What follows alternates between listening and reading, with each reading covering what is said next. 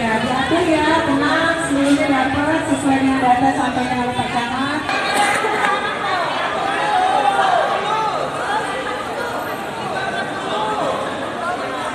Hari ini kita membagikan beras dengan harga 1 kilo lebih kurang 5.000, ya.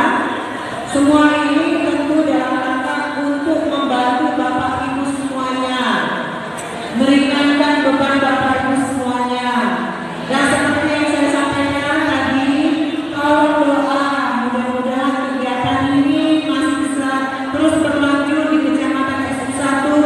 Bukan hanya beras tentunya, kita mau nggak yang lain? Apa deh yang mau? Selain beras? Minyak.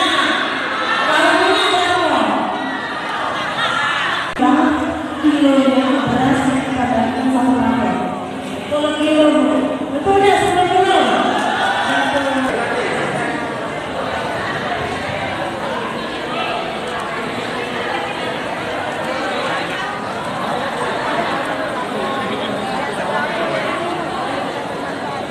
Ya, pertama. Oh, boleh. Enggak ini ikut itu ya, ini kakaknya langsung.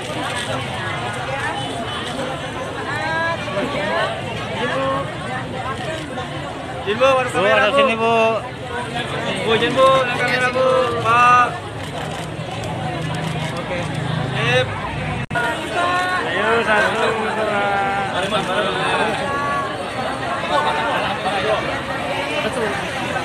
Pak Remon, apa lagi Pak?